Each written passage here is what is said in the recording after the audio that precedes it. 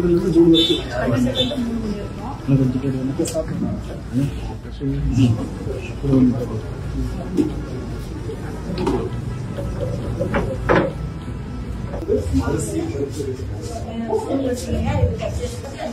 எத்தனை பேர் வராங்க?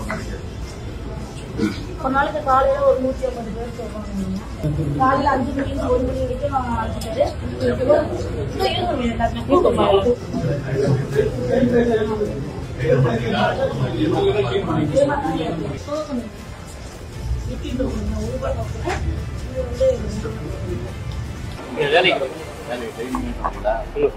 டெய்லி மத்தியானம் என்ன சாப்பாடு சாப்பிட்றீங்க?